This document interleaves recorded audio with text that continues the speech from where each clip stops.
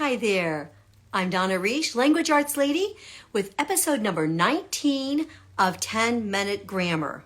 A few weeks ago, I left off on episode 16, Subordinators Part 1, and then I had some Christmas cards and a few other things to teach in between here, and now I'm back for Part 2 of that, which is Subordinators and Subordinate Clauses, Part 202. So we will end Subordinators today, only to come back to them later in a lot more detail, right? Okay, so let me just give a quick synopsis of some of the things that I talked about in episode number 16. First of all, I taught the rhyme that I teach to my youngest students to learn the first 8 subordinators in rhyme. So these are the most common subordinators. Wait, before I tell you that, subordinators are words that begin a subordinate clause.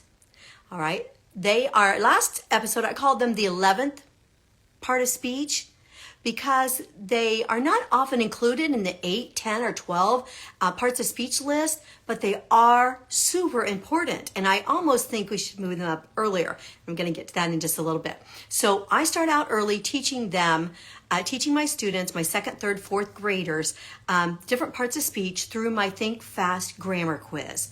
I have a beginning one and an advanced one. My kids do it every week, so they learn all the parts of speech that come in list forms, such as prepositions, coordinating conjunctions, interjections, noun markers / articles, subordinators, coordinating conjunctions, interjections. I'm trying to see them on the page.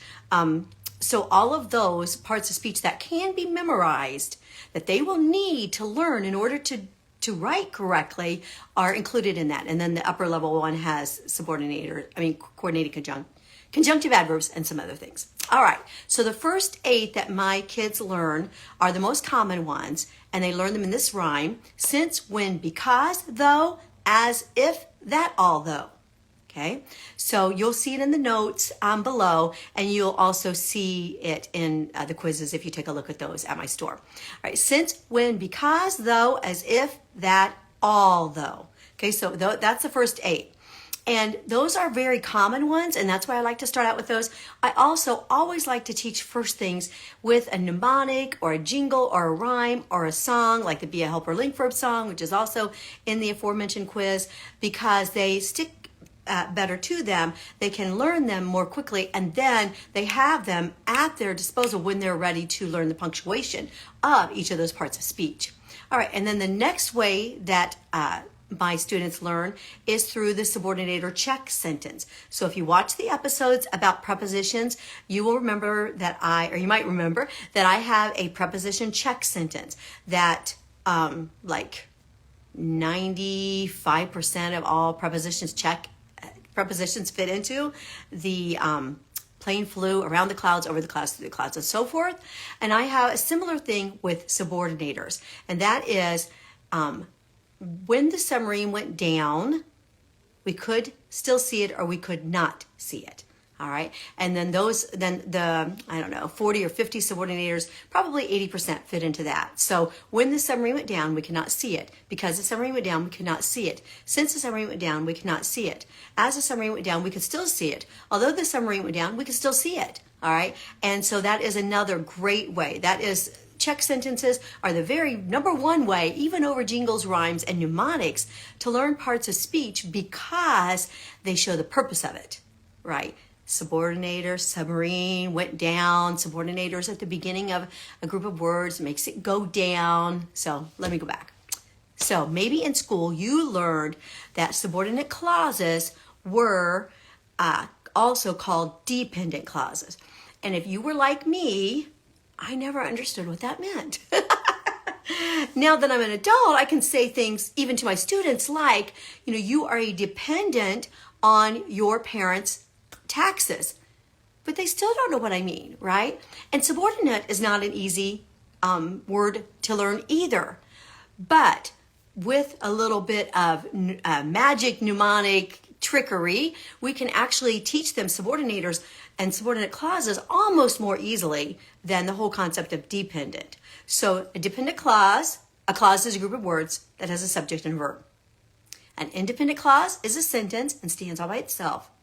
A dependent clause is a group of words, subject and verb, but it cannot stand alone. So why in the world would these two types of clauses not both be able to stand alone if they have a subject and a verb? And that is because of the subordinator at the beginning of this dependent clause. It's another reason why I call it a subordinate clause, because my kids learn subordinators and then they learn a subordinate clause has a subordinator at the beginning of it. So that is some of that, magic that I was talking about a minute ago. They also know that a subordinator has the word prefix sub, and that means to go down, just like a submarine.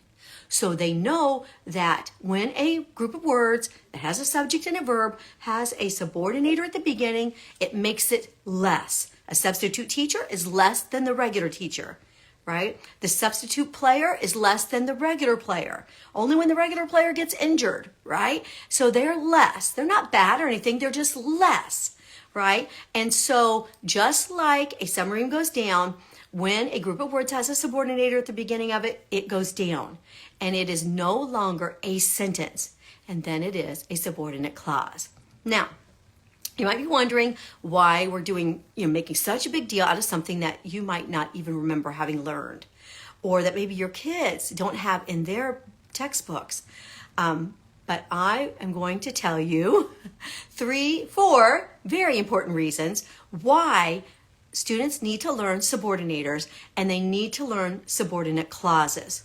Number 1, a subordinate clause is not a sentence. So when my students write a sentence that sounds like this, when I left for the park, and then they put a period, I tell them that when I left for the park is not a sentence because it has a subordinator at the beginning, and the subordinator makes it less. I also tell them that only 3-year-olds can say, when I went to the park, and call it a sentence, because they're not that cute, but 3-year-olds are. They get a big kick out of that. Then, secondly, they need to learn subordinators and hence subordinate clauses because they are often used as sentence openers and they have special punctuation. This is the biggest reason. Well, the first reason, differentiating between sentence and non-sentences is a very, very important skill, right? And if we just go by the whole, it's got a subject and it's got a verb, so it's a sentence. It's got a subject and it's got a verb. That's why I have caves, capital, all makes sense, verb, end mark, and subject. That all makes sense doesn't work with subordinators at the beginning. When I went to the park, doesn't work. It can't stand alone. There's something missing. And I even do it like this with my students. When I went to the park, and I act like I'm falling off my chair, and they're like, that's not a sentence. I was like, you're right, that's not a sentence because it leaves you hanging, right? So differentiating between sentences and non-sentences, super, super important, right? Because that is the whole basis of writing, is sentence writing, right? Sentences, words are for sentences, sentences are for paragraphs, and paragraphs are for stories, essays, books, and so forth. All right, so number 1, telling when a sentence is a sentence, when it is not. Number 2, being able to punctuate them correctly. The most of the grammar, like interjections and coordinating conjunctions and subordinators and even prepositional phrases and prepositions, to a certain extent, they all have their own punctuation. And if you don't know what they are, if you have no idea what a subordinator is, you have no idea what a subordinate clause is, then how could you ever learn to punctuate them? And so that is a second reason, the punctuation of them. It's super, super important for, let's just start out with the openers. Very important that when I went to the park, comma, you can't use a subordinate clause by itself. You have a subordinate clause and then a real sentence. Or as I like to tell my kids, subclause, CS, complete sentence. Subclause, CS. And you need a comma between the two. Thirdly, subject-verb agreement. Because a subordinate clause is the same as a sentence, but has a subordinator at the beginning of it making it less, it has a subject and a verb. And even inside subordinate clauses, the subject and verb must match. So then they are dealing with matching the subject and the verb in the subordinate clause and also in their sentence. And they can't they can't figure out which subject and which verb goes together in order to match them up if they don't know this is the opener and this is the real sentence. So in the case of when I went to the park, comma, I jumped on the trampoline. Okay. When I went to the park does have its own subject, I, and its own verb, went.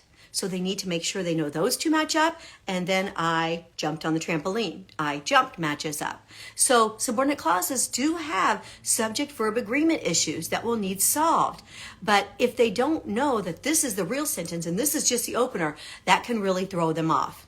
And finally, piggybacking a little bit off of the opener is just advanced punctuation.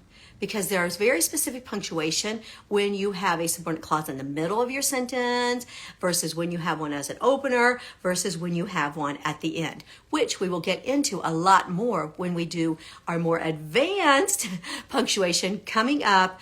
I can never stop talking about grammar. I will be talking about it forever. And so you just keep following along, and I will teach you all of my tricks and all of my tips that make grammar and writing so much fun for me and for my students. Don't forget to subscribe if you are listening to this at iTunes, and give me a thumbs up. Thanks. See you soon.